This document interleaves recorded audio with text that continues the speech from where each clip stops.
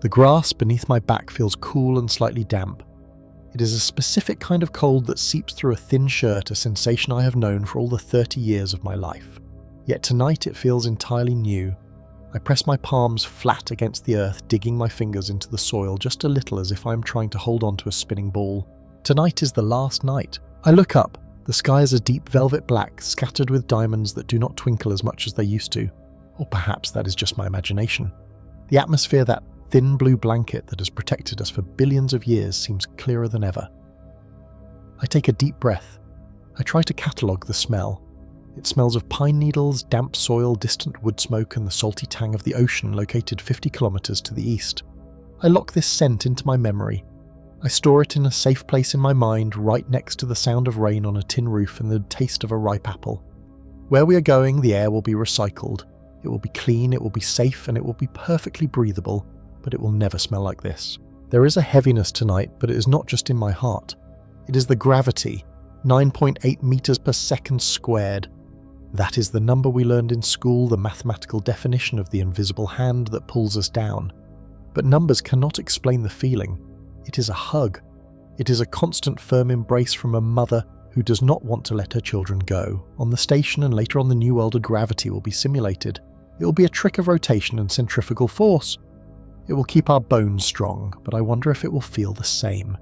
Will it feel like a hug, or will it feel like a cage? I close my eyes and think about the sun. It is nighttime, so I cannot see it, but I can feel its absence.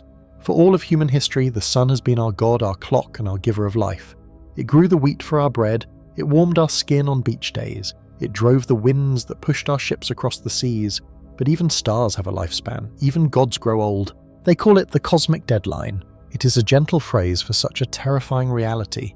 It sounds like a due date for a library book or a final project for school, but the reality is far more absolute. The scientists explained it to us simply. Our sun is entering its next phase. It is running out of its primary fuel. As it changes, it is expanding. It is getting brighter. The Goldilocks zone, that perfect narrow ring around the star where water can stay liquid and life can thrive, is moving. It is shifting outward.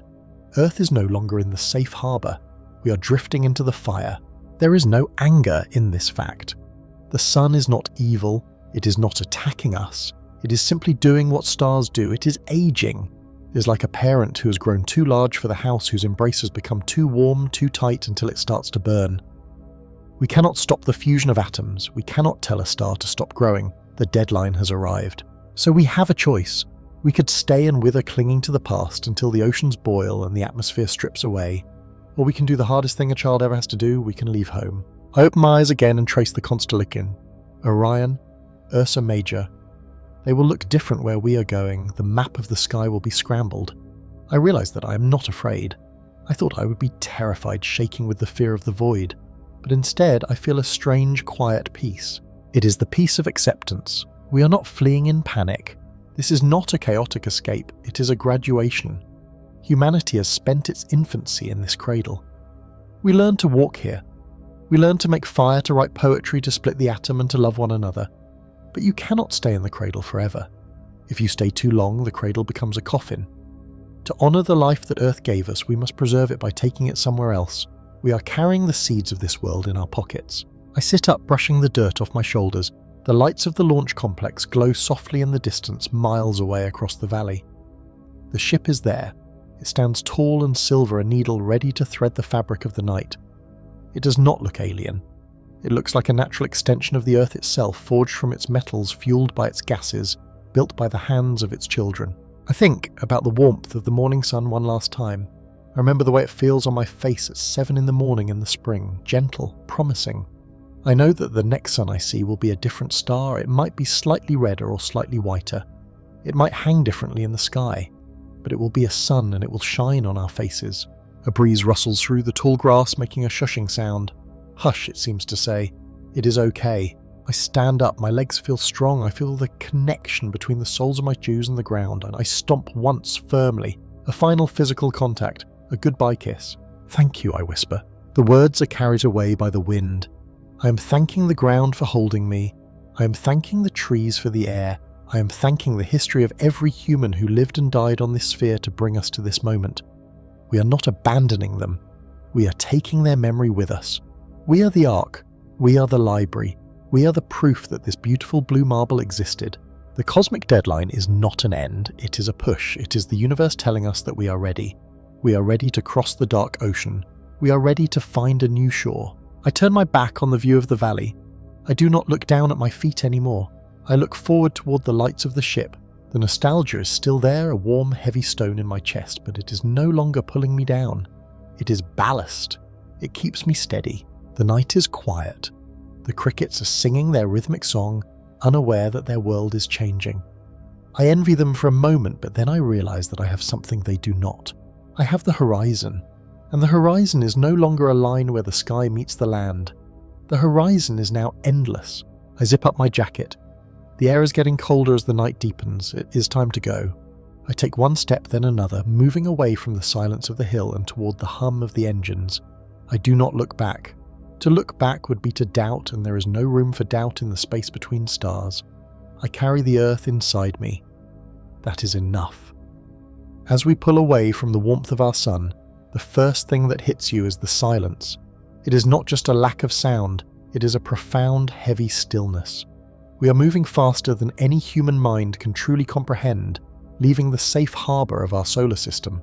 If you look out the rear window of our imaginary spacecraft, you will see the scene that famously humbled humanity.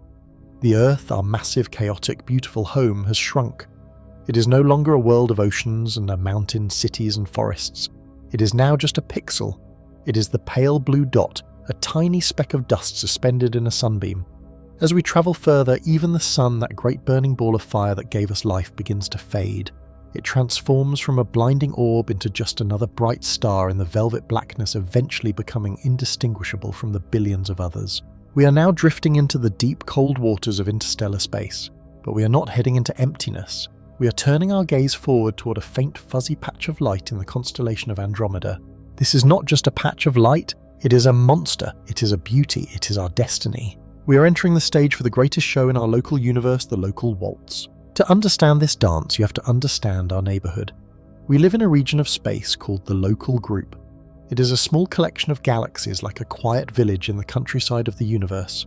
The two biggest houses in this village are our own Milky Way and our neighbour, the Andromeda Galaxy. For a long time, it looked as if Andromeda was just hanging there motionless in the sky, but that was an illusion caused by the vastness of distance. In reality, Andromeda is rushing toward us. It is moving at a speed of roughly 110 kilometers per second. To put that in perspective, at that speed, you could travel around the entire Earth in just a few minutes. But space is so incredibly wide that even at this breakneck speed, the dance takes eons to unfold. This is not a car crash. It's a slow-motion ballet that plays out over batlistas of years. Gravity is the music for this dance. It is the invisible rope tying the Milky Way and Andromeda together. While the rest of the universe is expanding and galaxies are rushing away from each other, our two galaxies are locked in a gravitational embrace. We are falling toward one another, and there is nothing that can stop it. Imagine fast-forwarding time. Let us speed up the clock so that millions of years pass in the blink of an eye. As we travel through the void, Andromeda grows larger. It transforms from a fuzzy smudge into a glorious spiral. It is bigger than our Milky Way, holding perhaps 1 trillion stars compared to our few hundred billion. It glows with a cool, majestic light. You can see its spiral arms, tight and elegant, swirling around a bright, glowing core. About 4 billion years from now, this neighbour will dominate the night sky of Earth if Earth is still there. It will no longer be a distant object. It will stretch across the horizon, a glowing giant that rivals the Milky Way itself. The night will be twice as bright. The view would be terrifyingly beautiful. 2 massive disks of light angled against each other, filling the heavens. Then the first contact happens. When we hear the word collision, we think of metal smashing against metal, of explosions and fire. But a galactic collision is different. It is a collision of ghosts. Galaxies are mostly empty space. The distance between individual stars is mind-boggling. If the sun were a ping-pong ball in New York, the next closest star would be another ping-pong ball in Chicago. Because of this immense emptiness, when the galaxies finally meet, the stars themselves will almost never hit each other. They will pass right by one another, like 2 clouds of smoke mixing in the wind. However, while the stars do not crash, the gas and dust clouds do. Massive nebulae, the nurseries where stars are born, will smash together. This will trigger a fireworks display of cosmic proportions. Shockwaves will ripple through the gas, igniting a frenzy of new star formation. The sky will light up with thousands of hot blue newborn stars burning bright and fast.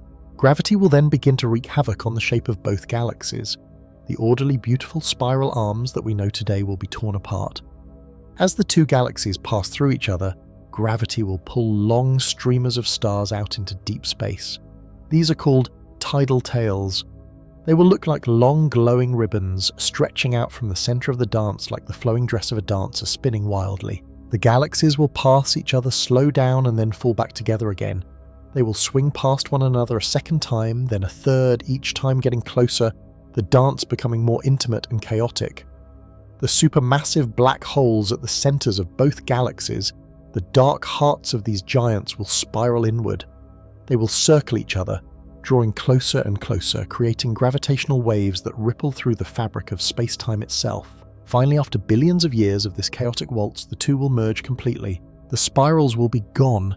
The distinct arms of the Milky Way and Andromeda will be erased. In their place will be a single massive elliptical galaxy. It will be a giant ball of stars looking like a glowing egg in the darkness. Astronomers have given this future galaxy a name that sounds like a marriage Milkomeda. The violence of the crash will eventually settle down. The furious birth of new stars will slow as the gas is used up or blown away. Milkomeda will become a quiet golden giant. The night sky for any planets that exist within it will look very different from ours. It will be a field of stars distributed evenly in every direction, a uniform glow of ancient suns. There is something deeply romantic about this destruction. The Milky Way, our home, will die. Andromeda, our neighbor, will die. But they are not disappearing, they are transforming.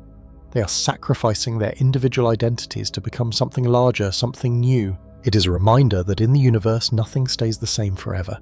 Even the greatest structures, the swirling islands of billions of stars, are temporary. They are fluid, they live, they dance, and they change. As we watch this simulation in our minds, looking at the birth of Milkomeda, we feel a sense of awe. We realize that we are part of a dynamic living cosmos.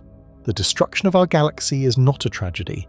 It is simply the next step in a majestic cycle of cosmic evolution. It is a union that has been destined since gravity first took hold of the universe. We leave the newly formed Milkomeda behind, glowing softly in the dark, a testament to the power of gravity and time. We turn our ship around again, facing the deeper unknown. The local neighborhood is now behind us. Ahead lies the rest of the universe, the great web of galaxies stretching out to infinity. The waltz is over, but the journey has just begun. We leave the familiar glow of the Andromeda galaxy behind.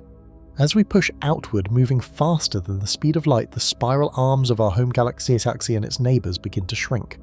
At first, they look like spinning coins in the dark, but soon they reduce to mere points of light. You are now drifting so far out that the structure of the universe itself begins to change. The black emptiness is no longer just empty space. It is becoming a texture, a fabric woven from light. We have reached a scale where individual stars are impossible to see. Even giant galaxies which hold hundreds of billions of stars are now just tiny specks. Imagine walking on a beach at night. You pick up a handful of sand and let it slip through your fingers. Here in this vast expanse, every single grain of sand is an entire galaxy. Every speck of dust is a world containing civilizations, histories, and nebulas.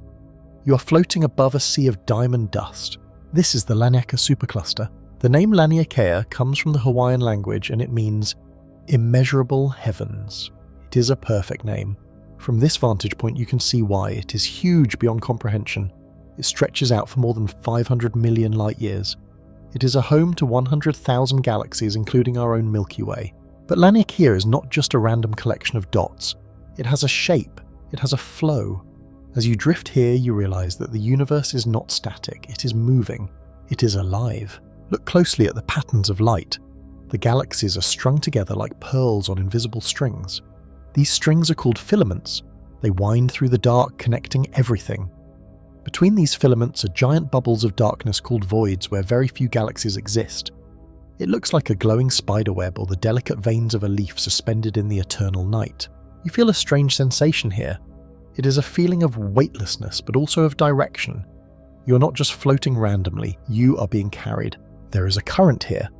Just as water flows down a mountain into a valley, gravity flows through the universe.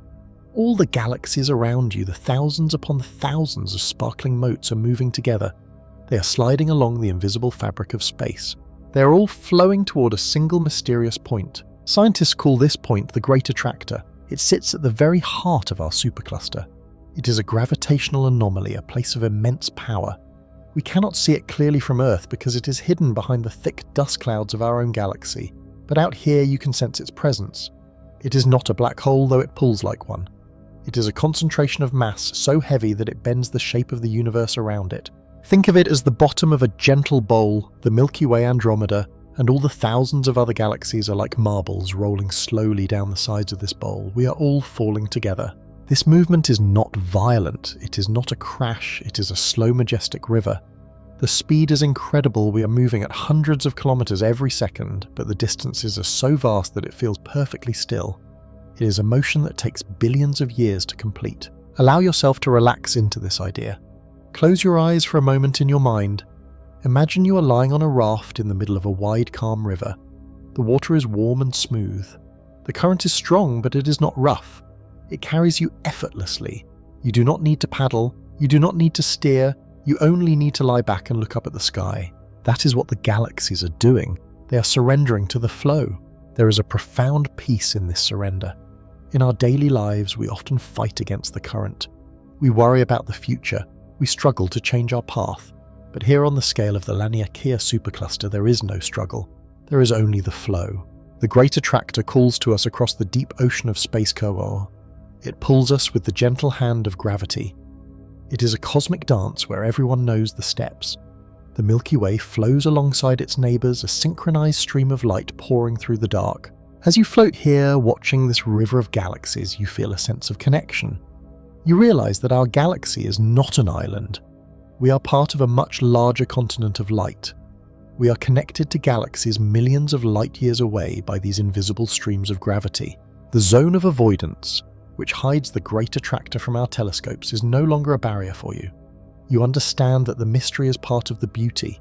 We are moving towards something grand, something massive, something that anchors our entire corner of the universe. The silence here is absolute.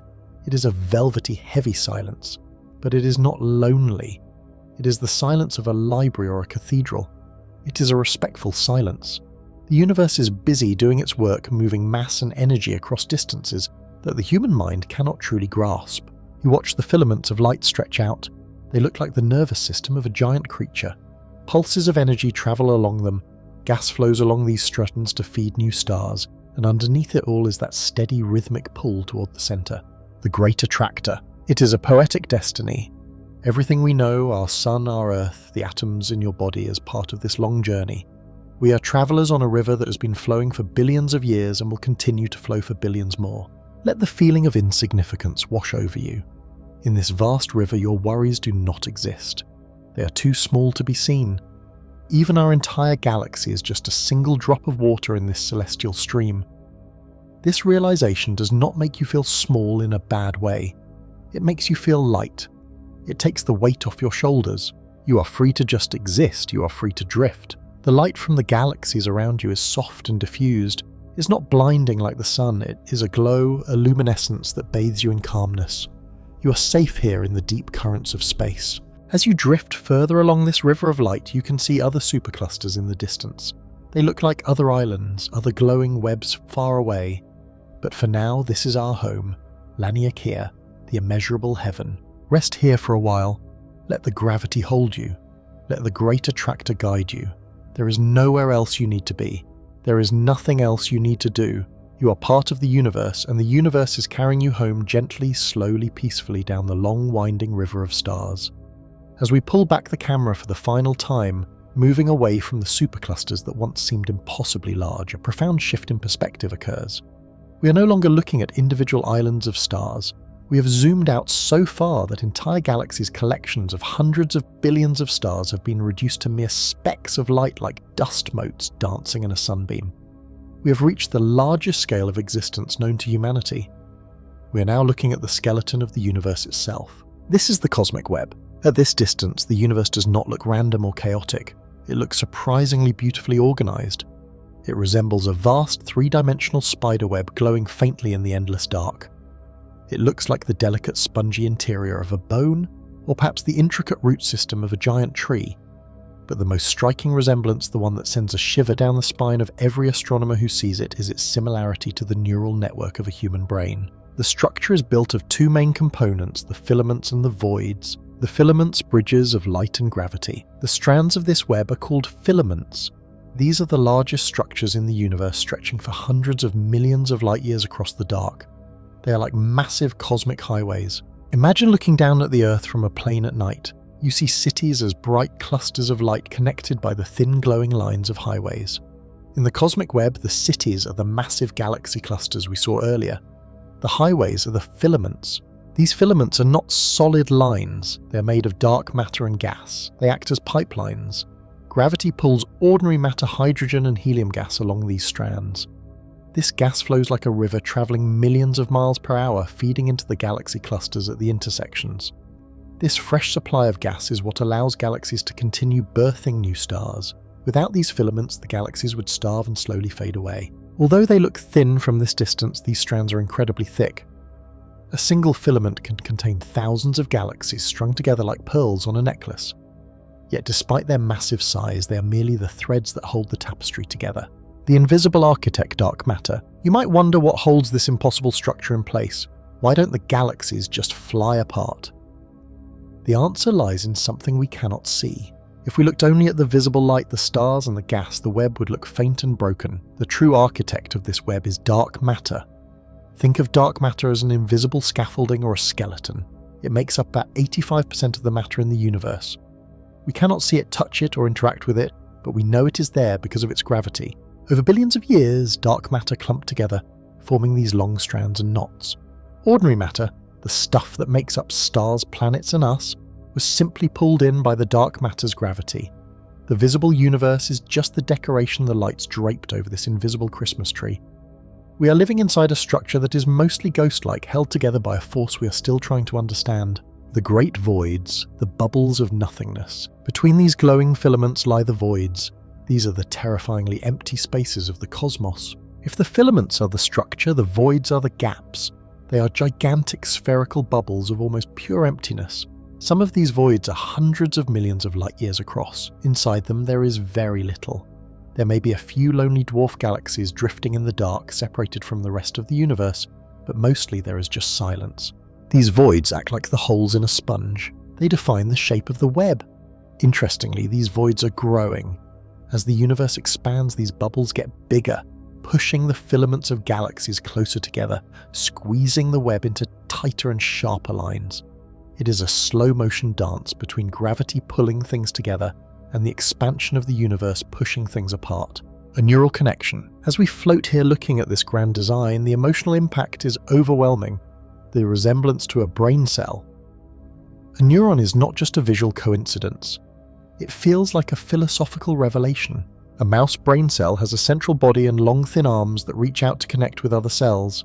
The universe has massive galaxy clusters and long thin filaments that reach out to connect with other clusters.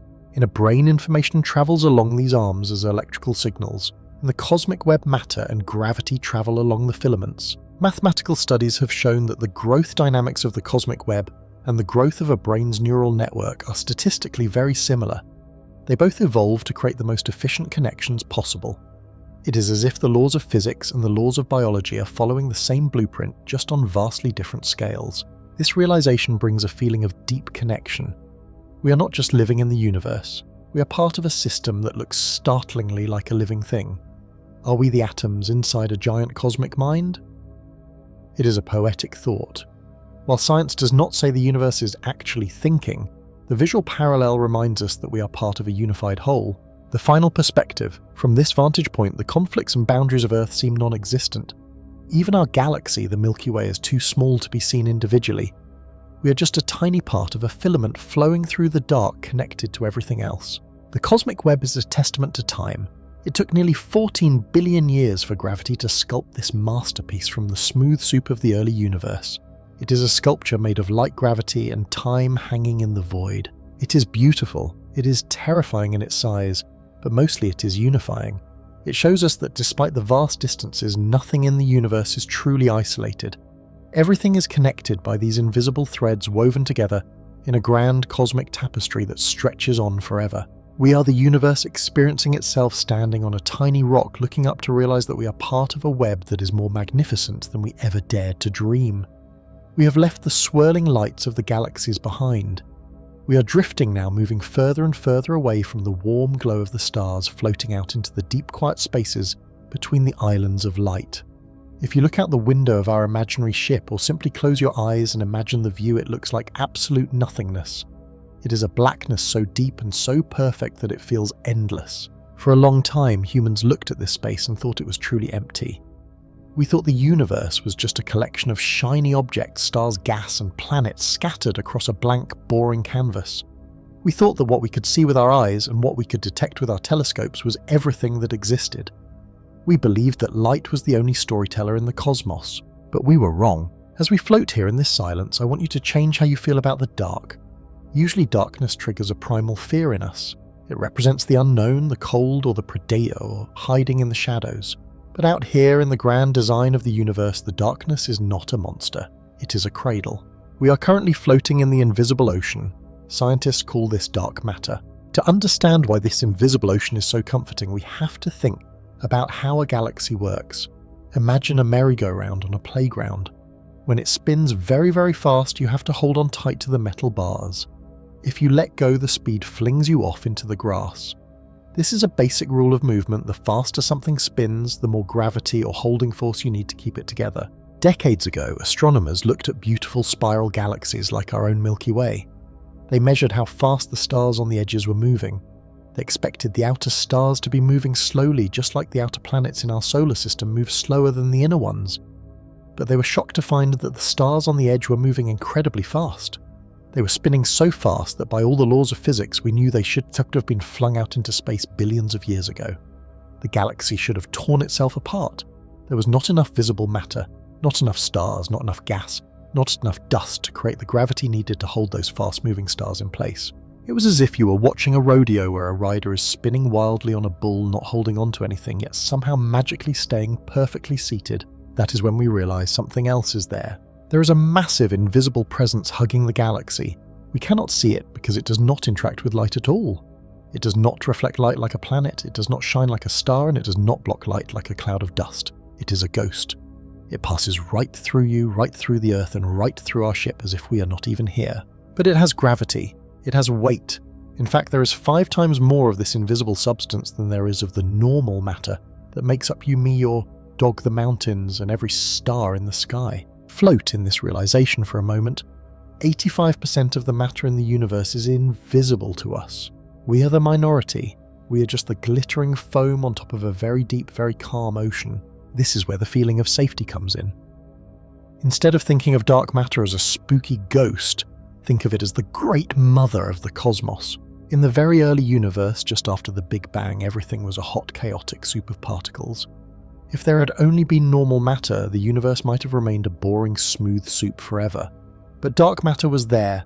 Because it is heavy and slow, it began to clump together first. It formed great invisible pockets, deep gravitational wells. Think of a soft, heavy blanket thrown over a messy bed. Dark matter formed the folds and the valleys of that blanket.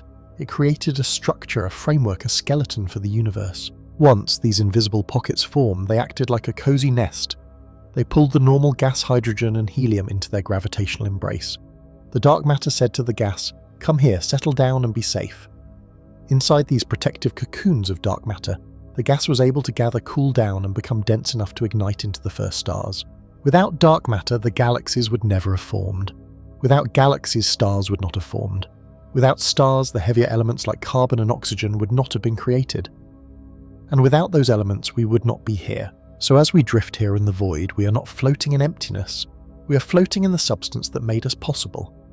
We are resting in the arms of the structure that holds our home together. Look back at the distant galaxies from our vantage point. They look fragile, don't they? Like delicate pinwheels of light spinning in the dark. But now you know they are not fragile. They are reinforced. They are embedded in a massive invisible halo of dark matter. It is like seeing a beautiful fragile glass sculpture and then realizing it is actually encased in clear bulletproof resin. The glass looks delicate, but the resin holds it firm. This invisible ocean connects everything. It forms a vast cosmic web. Imagine a spider web made of invisible silk stretching across the entire universe. The galaxies are like morning dewdrops caught on that web. The strands of dark matter stretch between the galaxies, connecting them across millions of light years. We are effectively drifting along one of these giant filaments right now. There is something deeply humbling and comforting about this. We humans are obsessed with what we can see. We trust our eyes. We think what we see is reality. But the universe is telling us that the most important things, the things that hold the world together, the things that gave birth to structure, are things we cannot see. We are safe here. The galaxy is not flying apart. The stars are not being flung into the lonely void to die. They are being held. The Milky Way is being hugged by a sphere of dark matter much larger than the galaxy itself. It is a gravitational embrace that says, "I will not let you go." So do not fear the black space between the stars. It is not an absence of things, it is a presence, it is a heavy sonnet anchor in a chaotic universe. It is the bedrock. It is the soil in which the flowers of light, the galaxies, have taken root. As we continue to drift, let yourself feel the weight of that invisible ocean. It is not pressing down on you, it is buoyancy. It is the reason we have a stable universe to live in. We are small, yes. We are made of the rare visible stuff. But we are supported by a vast silent majority that surrounds us, permeates us, and binds the cosmos together. We are drifting through the Great Mother's house, and the walls, though invisible, are strong. We are not lost in the dark, we are held by it. We have travelled through the fire of creation, danced with the chaotic stardust, and stood on the edge of the heavy crushing silence of black holes. We have felt the universe pulling together, trying to hold on to itself through the force of gravity. But now we must turn our eyes to the spaces in between. We must look at the emptiness. For a long time we believed that the void was just that, empty. We thought that space was merely a stage where the stars and galaxies played their parts. We believed that because gravity pulls everything together, the expansion of the universe that began at the start of time would eventually slow down. We thought the universe would get tired like a ball thrown into the air that eventually stops and falls back down. We expected the cosmos to one day collapse back into a warm, heavy embrace. We were wrong. There is something else out there. It is not something we can see, touch, or hold in a jar. It is a ghost in the machine of reality. It is called dark energy, but do not let the name scare you. It is not dark because it is evil. It is dark simply because it is hidden from our eyes, mysterious and silent. It is the breath of nothingness. Imagine you are floating in the middle of a vast, calm ocean. You see other islands in the distance glittering with the light of their own cities. These are the distant galaxies. You might expect the currents of the water to slowly bring these islands closer together, pulled by their mutual weight. But instead, something strange is happening. The water between the islands is multiplying. The ocean floor is stretching. Without any violence, without any sound, the islands are drifting further and further apart. This is the reality of our universe. Space is not just sitting there, it is alive in its own quiet way. It is expanding. It is as if the universe is taking a deep eternal breath. It is inhaling, and with every passing second its lungs grow larger. This force, this dark energy, is the opposite of gravity. While gravity is the desire to hold on, to clench tight, to bring things close and bind them together, dark energy is the desire to let go. It is a gentle push. It does not shove. It simply creates more room. It whispers to the galaxies, "You do not need to be so close. There is space enough for everyone. Go. Be free." Shutterstock. It is a strange feeling to realize that the majority of our universe, about 70% of everything that exists, is made of this energy of letting go. The solid matter, the stars, the planets, you and I, we are the rare exceptions. We are the tiny drops of rain in a sky that is mostly just air. The true nature of the cosmos is not the hard stuff. It is the expanding space in between. Think of this expansion as a great sigh of relief. In the earlier parts of our journey, there was so much tension. Stars were burning furiously to stay alive.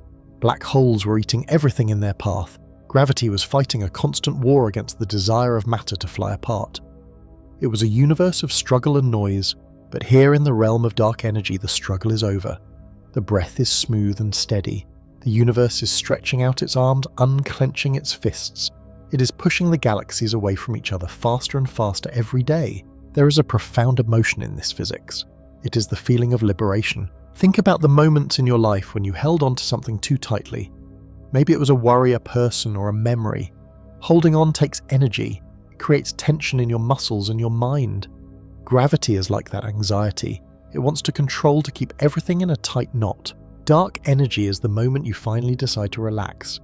It is the moment you open your hand and let the bird fly away. It is the realization that things are allowed to drift. As the universe inhales this breath of nothingness, the galaxies recede. If we could watch for billions of years, we would see the neighbors of our Milky Way galaxy slowly fade into the black background. The night sky would change. The bright, crowded tapestry of stars would become simpler, quieter, and more solitary. Some might find this thought lonely. To drift alone in the dark seems frightening to the human heart, which craves connection. But look at it differently. Look at it with the eyes of the cosmos. This isolation is not a punishment. It is a form of peace. It is the ultimate privacy. It is a state of total undisturbed rest. The push of dark energy is so gentle that we do not feel it in our daily lives. It does not tear our bodies apart. It does not pull the earth away from the sun. Gravity is still strong enough to keep our home together. We are safe in our little pocket of warmth. Dark energy only works across the unimaginable distances of deep space. It respects the bonds we have here, but it ensures that the canvas we live on keeps getting bigger. This suggests a future that is soft and open. The universe will not end in a fiery crunch. It will not collapse upon itself in a violent reverse of creation. Instead, it will likely end in a big freeze. Or perhaps a better name is the Great Drifting. Everything will spread out. The heat will disperse, becoming a thin, cool mist. The frantic activity of the early universe will calm down into a long, slumbering twilight. It is the natural order of things to seek equilibrium, to seek rest. The universe began with a scream of energy, but it will likely continue with a whisper of expansion. Feel the rhythm of this breath. Inhale, and the space between galaxy clusters grows by 1,000,000 miles. Inhale, and the light from distant stars has to travel a little longer to reach us. Inhale, and the grip of the past loosens. There is beauty in this emptiness. It is the beauty of a clean slate. It is the beauty of silence after a loud noise. When you look up at the night sky, do not just look at the points of light. Look at the darkness between them. That darkness is not nothing. It is the engine of the future. It is the breath of the universe pushing the boundaries of reality outward, making room for whatever comes next, or perhaps making room for nothing at all. It teaches us the hardest lesson of all: how to release. To allow the currents of time and space to carry things away from us is not a tragedy. It is the fundamental movement of existence. To expand is to separate. To grow is to move outward. So let us float in this vast ocean. Let us feel the gentle push of dark energy against the fabric of reality. Let the gravity of our worries fade as we realize that the universe itself prefers to let go. We are riding on a breath that has been exhaling since the beginning of time, drifting into a future that is wide open and perfectly beautifully free. The womb of the universe. Imagine walking into a room filled with thick, colourful fog. This is not just smoke, it is a nebula. This is where everything begins. To our human eyes, space usually looks empty, cold and lonely. But here inside these giant clouds, space is alive. The cloud is made mostly of hydrogen gas and tiny grains of dust like sand on a beach, but much finer. It is beautiful, but it is also heavy with possibility. It feels like the quiet, heavy air before a thunderstorm breaks. It is full of potential energy waiting to be released. You can see massive pillars of gas towering like mountains. These pillars are so tall that it would take light years to travel from the bottom to the top. In this place, the universe is acting like a gardener. It is preparing the soil, it is planting seeds. It is quiet now, but something incredible is about to happen in the dark. The birth of a star. How is a star born? It does not happen instantly. It is a long, slow struggle. It starts with a gentle pull. Gravity is the invisible hand of the universe. Inside this colourful cloud, gravity begins to pull the dust and gas together. Slowly, a small clump of matter forms. As it gets bigger, its gravity gets stronger. It pulls more gas toward itself. It is like a snowball rolling down a hill, gathering more snow and getting larger and larger. As the gas packs tighter and tighter, the centre of this ball begins to get hot. It gets very, very hot. It is under immense pressure. The atoms, the tiny building blocks of matter, are being squeezed so hard that they have nowhere to go. They are fighting for space. Then the magic moment happens. The pressure becomes so great that the hydrogen atoms do not just bump into each other, they fuse together. They hug so tightly that they become a new element called helium. When they do this, they release a burst of pure energy, ignition. Suddenly, the dark ball of gas lights up. It pushes back against the gravity that was crushing it. A balance is found, a star is born. It is a violent, powerful event, yet from a distance it looks like a new light flickering on in a dark house. It is a symbol of hope. It tells us that even in the coldest, darkest dust, something bright and warm can be created. The life of the furnace. Once the star is born, it becomes a factory. For millions or billions of years, it works tirelessly. Inside the heart of the star, it is cooking. It is not just making light. It is making the ingredients for life. The universe started with only simple gas, but inside the star, simple gas is turned into complex things. Carbon, oxygen, iron, gold and silver, all of these are forged in the fiery belly of a star. Think about the ring on your finger or the iron in your blood. Those things did not come from the Earth originally. They were made inside a star that lived a long time ago. The star is a generous creator. It spends its whole life making the things that planets and people will need later. The Great Transition. But stars do not live forever. They are like us. They have a life cycle. They are born, they live, they change, and eventually they die. Some stars burn slowly for billions of years, offering warm, gentle light. But the giant stars, the ones much heavier than our sun, live fast and wild lives. They burn through their fuel quickly because they are so massive. When a giant star runs out of fuel, it can no longer fight against gravity. The balance is broken. Gravity wins. In a fraction of a second, the star collapses inward. It falls in on itself and then boom. This is a supernova. It is one of the brightest events in existence. For a few weeks, one dying star can shine brighter than an entire galaxy of billions of stars. It is a final glorious shout into the darkness. But this is not a tragedy, it is a gift. When the star explodes, it shoots all the material inside it back out into space. It scatters the gold, the oxygen, and the iron across the universe.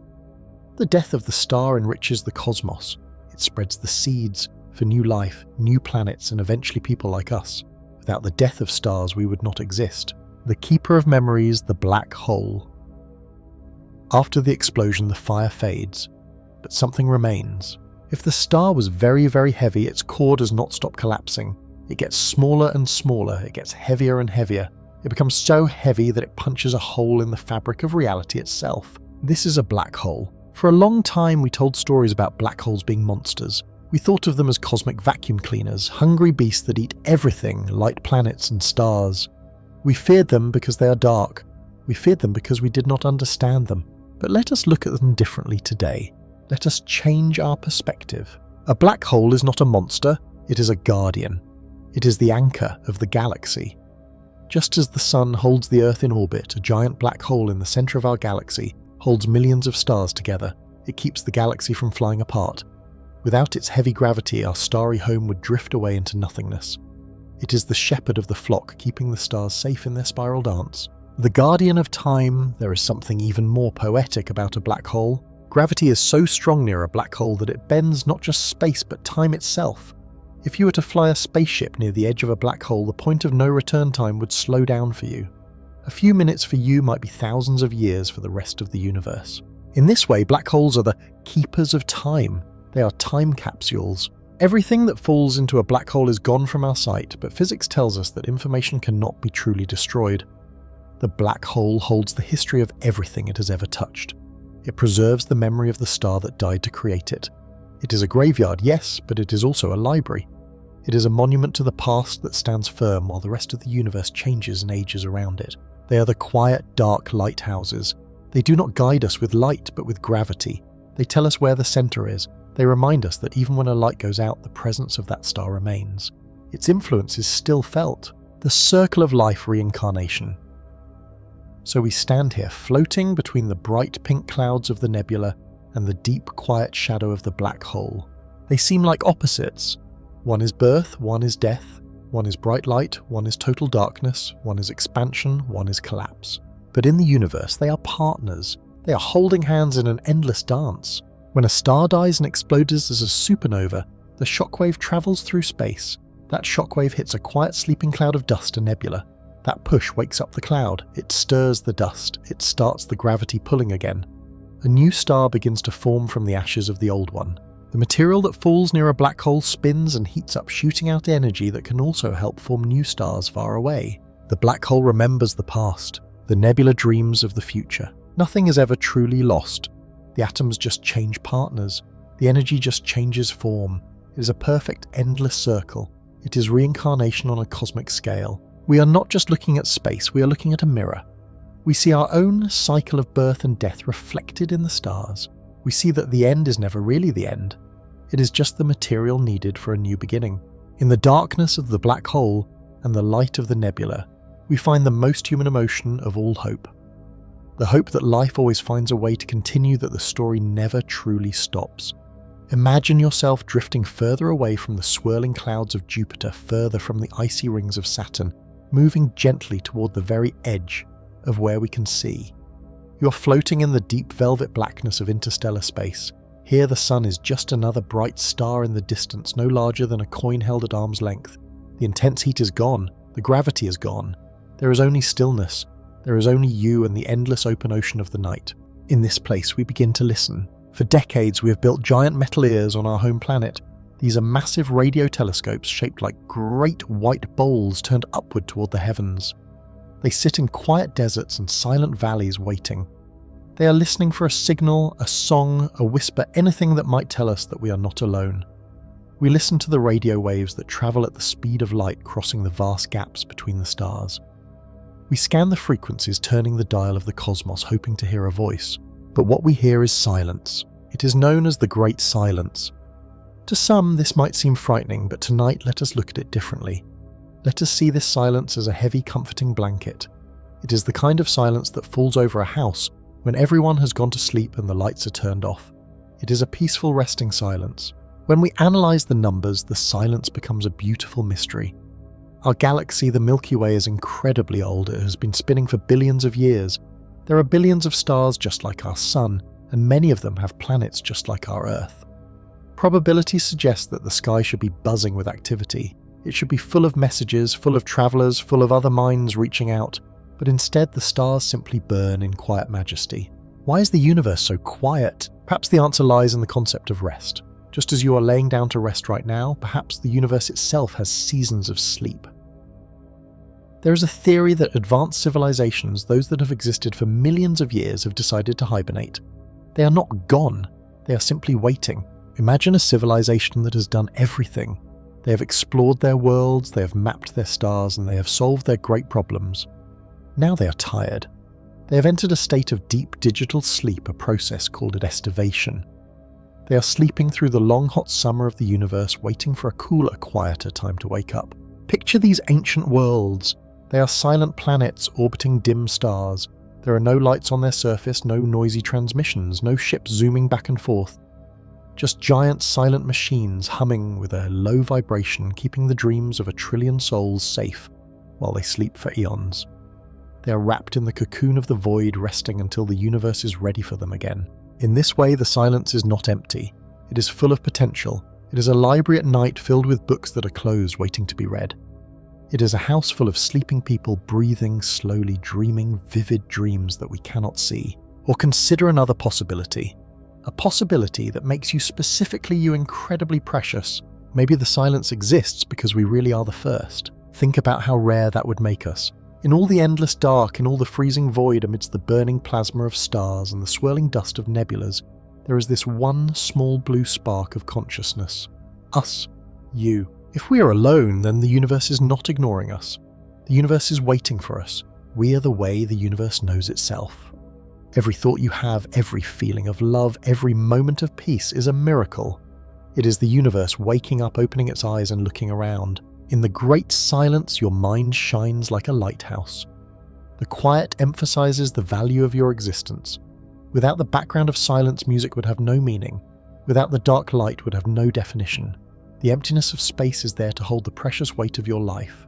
So as you float in this imaginary void, listening to the lack of sound, let it calm you. There is no noise here to disturb you. There are no demands, the aliens are sleeping.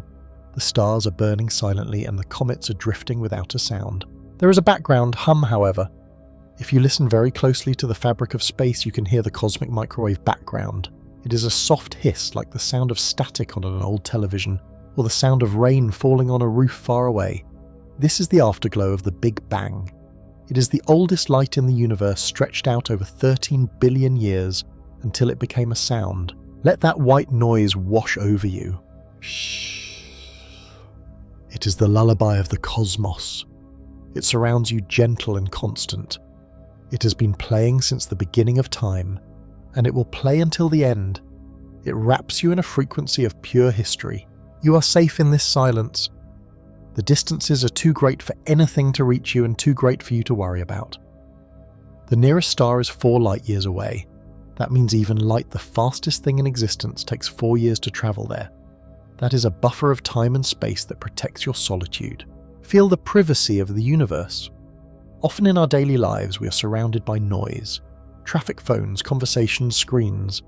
But here in the great silence, there is absolute privacy. No one is watching, no one is judging. There is only the slow, rhythmic rotation of the galaxies. Imagine you are a radio telescope finally turning off your receivers. You have spent the day listening, processing, thinking. Now you power down. You retract the dish. You turn off the lights in the control room. You let the static fade away. You stop looking for signals from the outside and you turn your attention to the quiet inside. The silence of space mirrors the silence of sleep. It is a withdrawal from the busy activity of life into a deep restorative darkness. Maybe the civilizations out there are not sleeping. Maybe they have simply moved beyond the need to speak. They have found a peace so profound that words are no longer necessary. They communicate in pure thought, in pure being. They exist in a state of tranquility that we are just beginning to understand as we close our eyes. You are now drifting through the spiral arm of the galaxy. The stars are like dust motes dancing in a sunbeam, but here they are frozen in time. You pass by a nebula, a giant cloud of purple and blue gas. It does not make a sound.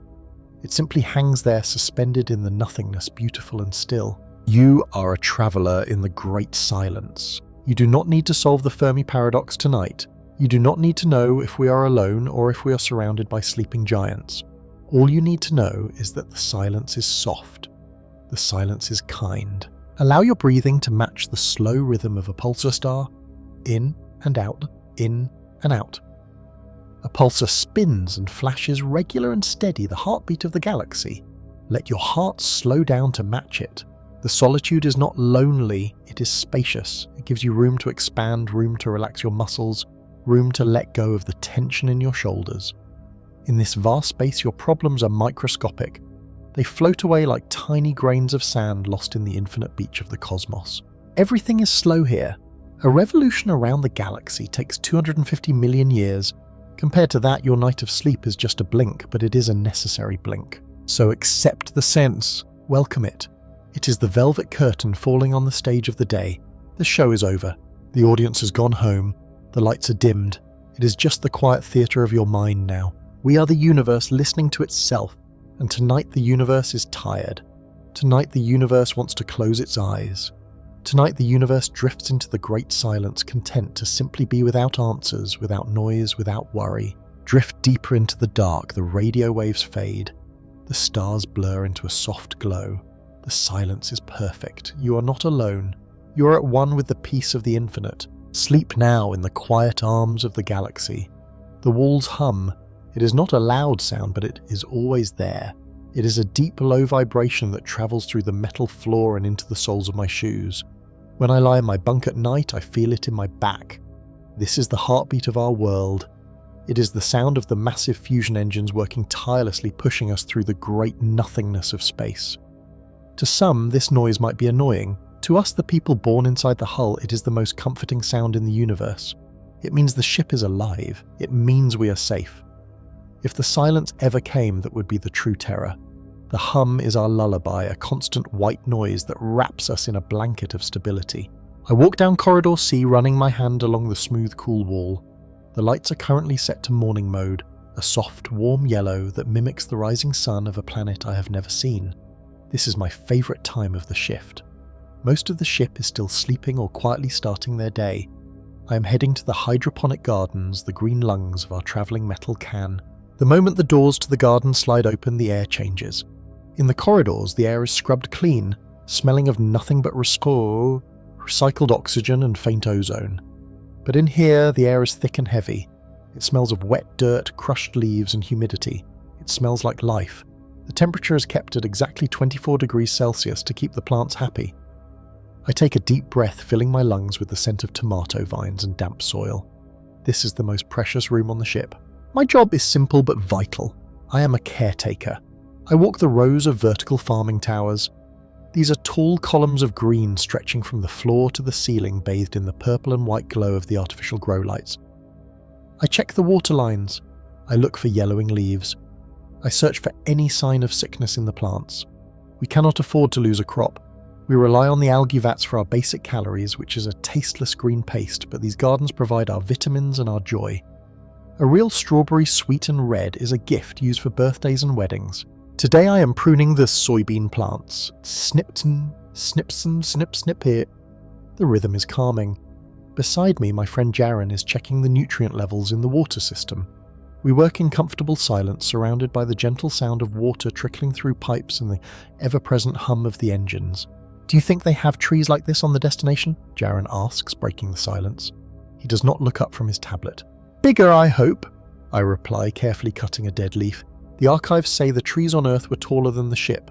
Jaren laughs softly. "Hard to imagine. A plant bigger than our world. We talk about the destination sometimes, but it feels like talking about a fairy tale. We know it is real. We know the ship is heading there, but we also know that we will never see it. We are the middle generation. The first generation boarded the ship with memories of the sky and the ocean. They had photos of beaches and mountains. They spent their final years weeping for the home they left behind. The last generation. Our great-grandchildren will be the ones to step off this ship. They will feel real wind on their faces and walk under a real sun. They are the lucky ones, the heroes of the story. But us, we are the bridge. We were born in the metal belly of the starship. We will grow old here. We will die here.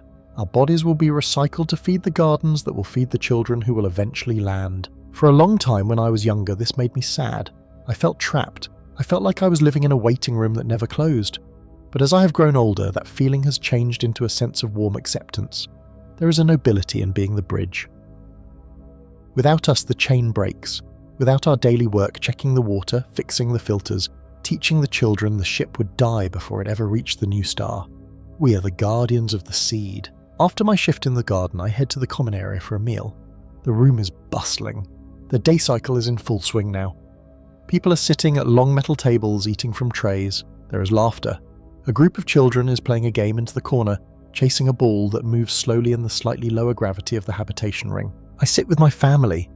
We eat a stew made from processed soy and flavoured with herbs from the garden I just tended. It tastes warm and savoury. My partner Kael tells me about his day in engineering. He talks about power fluctuations and magnetic coils. I do not understand all the technical words, but I love the sound of his voice. It is steady. Everything here is steady. There is no weather here to ruin our plans. There are no storms, no earthquakes, no unexpected disasters. The ship is a closed loop, a perfect circle of cause and effect. If we take care of the ship takes care of us. There is a deep comfort in that predictability. We do not have to worry about the chaos of a wild planet. We have our walls, we have our routines. Later in the evening, when the lights dim to the night mode, turning a deep blue to encourage sleep, I go to the observation deck. It is a small room at the edge of the hull. It is the only place with a real window. I sit there and look out. Outside there is only the dark. It is a black so deep it feels like it could swallow your soul. Scattered across the black are the stars. They do not twinkle like they do in the old poems. Here, without an atmosphere to distort them, they are hard, unblinking points of light. They are like diamond dust frozen on black velvet. Because we are moving so fast, a significant fraction of the speed of light, the stars look slightly different, but to the naked eye they seem still. We are travelling millions of kilometres every hour, yet we feel motionless. It is a strange paradox. We are the fastest humans in history, yet we will never leave this room. I look at a star that is slightly brighter than the others. That is where we are going. I trace the path with my finger on the thick glass. I will not be there when the airlocks open. I will not smell the air of that new world. But my DNA will be there. The lessons I teach my children will be there. The stories I tell will be there. I turn away from the window. The coldness of space is beautiful, but it is not my home. My home is back in the warmth. I walk back to our quarters. The corridors are quiet now. The only sound sound is the hum. Thrum, thrum, thrum. It is the sound of life persisting against the odds. It is the sound of a promise we are keeping for a future we will never meet. I enter our room. It is small, efficient, and cozy. I crawl into bed next to Kale. The blankets are soft. The air is warm. I close my eyes and listen to the ship. It wraps around me like a shell. I am a seed floating in the dark, safe and warm, waiting to be planted by hands I will never hold. I am content. The journey is enough. The peace is enough. I drift to sleep, carried through the stars by the gentle, unending engine of our lives. We call this time the stelliferous era. That is a fancy word that simply means the era of stars. This is the age of light. It is the time when galaxies are filled with burning suns, when planets are warm, and when life is possible. To us, this feels normal. It feels like this is how the universe will always be, but the universe does not know the word forever. If we press the fast forward button on time, we begin to see the truth. Watch closely. We are speeding up time. 1,000,000 years passes in a single second, then 1,000,000,000 years passes in a heartbeat. At first, the changes are small. You see stars blinking out like fireflies in the night. These are the massive blue stars. They are the rock stars of the universe. They live fast, shine incredibly bright, and die young in massive explosions. When they are gone, they are not replaced. Why? Because the universe has a fuel limit. Think of the universe like a car with a gas tank. The gas is hydrogen, the simple clouds of floating dust and gas that crunch together to make new stars. For billions of years, the universe has been burning this fuel happily. But look at the space between the stars now. It is getting clearer. It is getting empty. The great nurseries, the nebulas where baby stars are born, are drying up. The universe is running out of ingredients. As we move forward 10 billion years into the future then, 100 billion years, the colour of the sky begins to change. The bright white and blue lights are gone. What is left are the red dwarfs.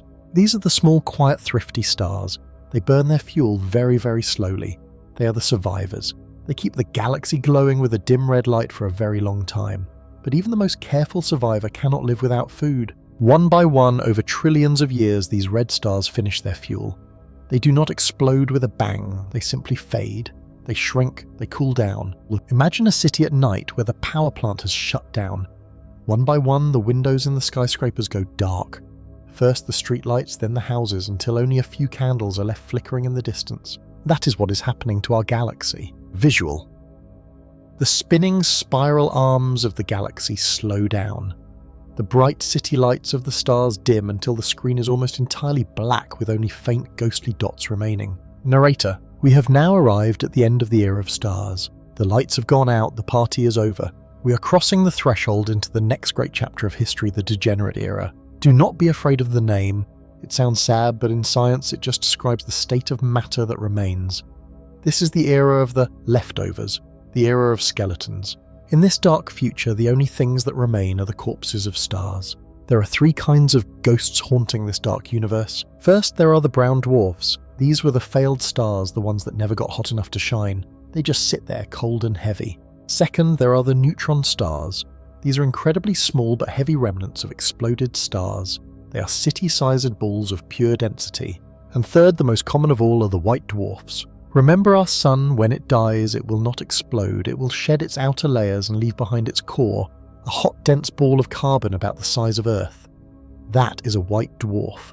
It is like a hot coal left over after a barbecue bonfire. It glows, but it produces no new energy. It just sits there, slowly losing its heat into the freezing cold of space. Visual close-up on a white dwarf. It looks like a lonely dim pearl floating in a sea of total blackness. Narrator. This era is dark, yes, but it is not completely dead. Not yet. Even in the dark, gravity still works. These dead stars are still dancing around each other. Occasionally in this long dark night, 2 of these stellar corpses will bump into each other. A white dwarf might crash into another white dwarf. When this happens for a brief moment, a supernova explosion rips through the darkness. It is a sudden flash of light, a ghost of the old days illuminating the void. But these flashes are rare. They happen once in 1 trillion years. Mostly it is just silence. The view from a spaceship in this era would be terrifying to a human from the 21st century. If you looked out the window, you would see nothing, no stars, and no Milky Way band across the sky. Just absolute crushing blackness. You would have to travel for light years just to find one single lonely dead star. This period lasts for a time that is hard to write down.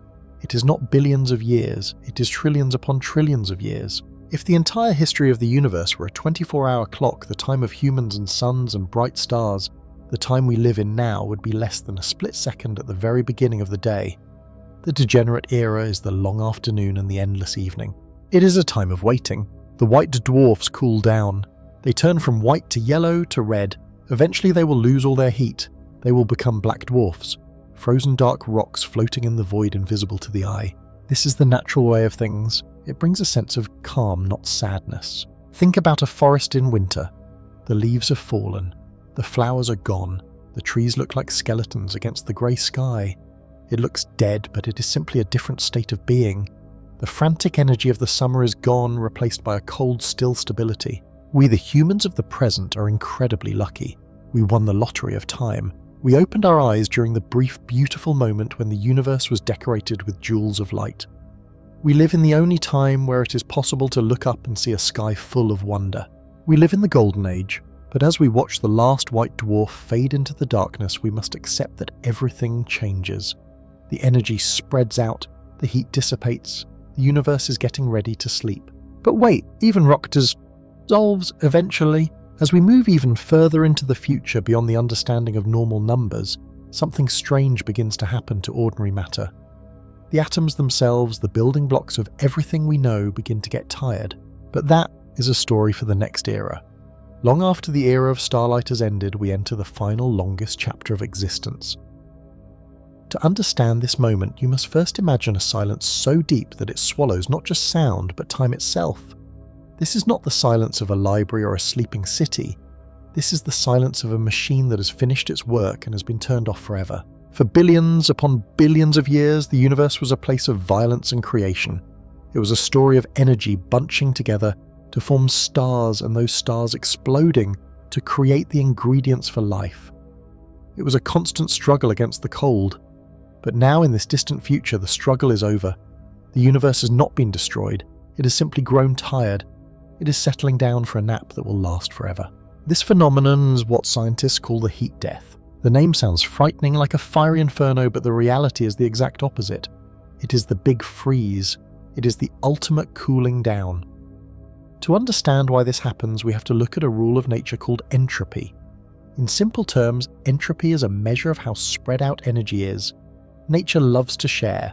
If you put a hot cup of coffee in a cold room, the heat does not stay in the cup. It spreads out into the air until the coffee and the room are exactly the same temperature. Once they are the same, nothing else happens. The energy stops flowing. Apply this logic to the entire cosmos. For eons, the universe was like that hot cup of coffee full of concentrated energy in the form of stars and galaxies. But as space expanded and time marched on, that energy spread out. It spread thinner and thinner across the widening dark. In this far future, the last red dwarf stars have long since burned out, fading into black dwarfs, cold dead cinders floating in the void. The galaxies have dissolved.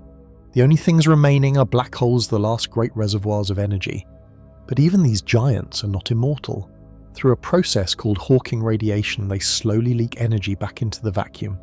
It is a process so slow that it takes years numbered by a 1 followed by nearly 100 zeros to complete. But eventually even the supermassive black holes evaporate. They disappear in a final tiny flash of light, the last event the universe will ever see. When the last black hole is gone, we reach the state of maximum entropy. Imagine a calm ocean with absolutely no waves extending in every direction forever.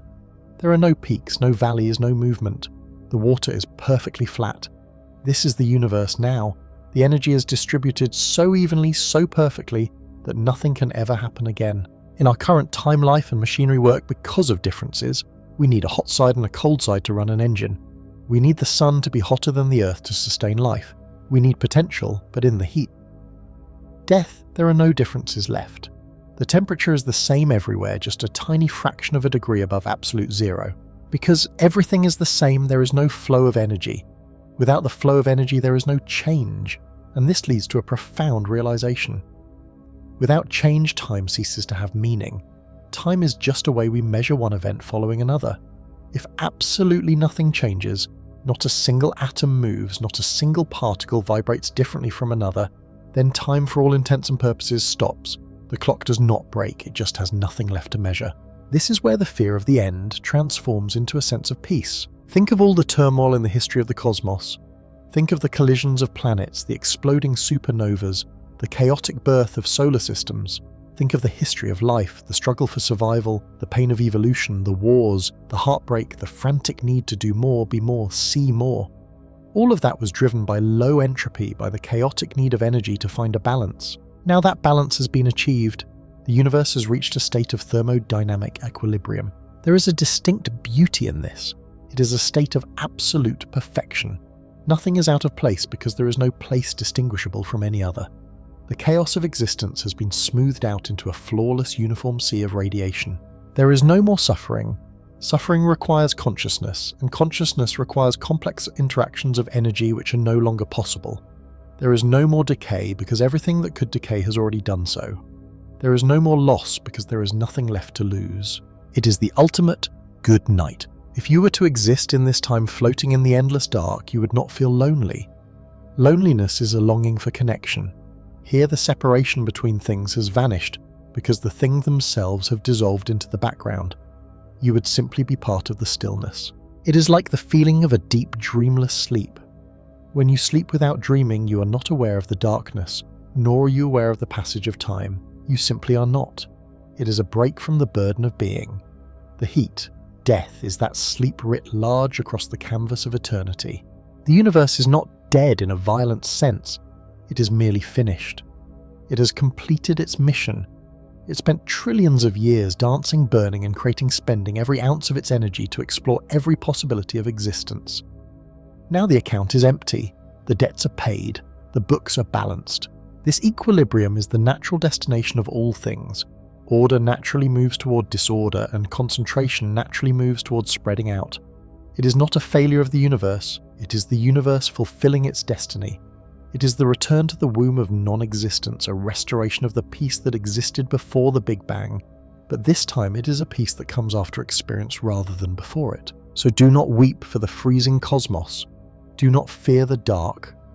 In this final state, the universe has found what every living thing ultimately seeks, whether it knows it or not. Rest. Absolute, unshakable, eternal rest. The noise has faded. The light has dimmed. The curtain has fallen not with a crash, but with a gentle sigh. The great project of existence is complete. The universe sleeps, and in that sleep it is perfect. Slowly, very slowly, let us begin to drift back. We leave the swirling galaxies and the colourful nebulas behind. We leave the great silence of deep space.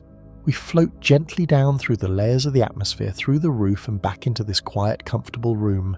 Back to right here, back to right now. Feel the weight of your body resting on the bed. Feel the soft fabric of the blanket against your skin. Feel the gentle rise and fall of your chest as you breathe. In and out. You're safe, you're warm, you're perfectly still. As you lie here in the safety of this moment, I want you to remember the journey we just took. It was not just a dream, it was a memory. It was a story about where you come from. Take a moment to think about the stars we saw, those massive burning lights in the distance. Science tells us something very beautiful about them. It tells us that long, long ago, before the Earth was even born, there were ancient stars that lived and died. When they finished their lives, they did not just disappear. They transformed. They gave everything they had to the darkness. They released clouds of dust and gas filled with precious elements out into the cosmos. And over billions of years, that dust gathered together. It has swirled and danced until it formed a new sun, it formed a blue planet, and eventually it formed you. Think about that for a moment as you breathe deeply. The calcium that makes your bones strong. It was forged in the hot heart of a dying star. The iron that flows in your blood, carrying oxygen to every part of your body. It was created in a supernova, a massive stellar explosion that happened eons ago. The carbon that is the very foundation of your skin, your hair, your eyes. It travelled across the universe to become you. You are not separate from the universe. You are not a stranger looking up at the sky. You are the sky. You are the universe shaped into the form of a human being for a little while. You are the cosmos waking up, opening its eyes and experiencing itself. Let this thought bring you a deep sense of comfort. You belong here. You are made of the same stuff as the mountains, the oceans, and the distant planets. There is no distance between you and the stars. You are simply a star that has cooled down, a star that has learned to breathe, a star that has learned to dream. Feel this connection in your body now. Focus on your hands resting by your sides. Imagine that inside your hands there are billions of tiny atoms all vibrating with the energy of the cosmos. They have travelled so far through so much time just to be part of your hands for this lifetime. Let your hands feel heavy and relaxed, knowing they are made of ancient stardust. Move your attention to your legs. Feel the weight of them sinking into the mattress. These legs are made of the dust of old galaxies. They are strong and grounded. Let them relax completely. Let the muscles soften. Let the tension melt away, returning to the earth. Focus on your heart. Feel its steady rhythm. Beat, beat, beat, beat. It is the same rhythm as the pulses spinning in the dark. It is the same rhythm as the tides of the ocean. Your heart is a little piece of the universe's engine beating softly within your chest. Let your heart feel light. Let it feel open. You are not small. You might feel small when you look at the night sky, but that is only an illusion. In reality, you contain the entire history of the universe inside you. Every breath you take recycles the air that has been here since the beginning of the world.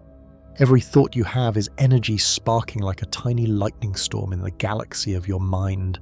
There is nothing you need to worry about right now. The universe has carried you for billions of years to get to this moment. It has guided every atom into place to create you. It will not let you fall now. You're held. You're supported by gravity, the great invisible hug of the earth. So simply let go. Imagine that you are dissolving just a little bit. Not disappearing, but expanding.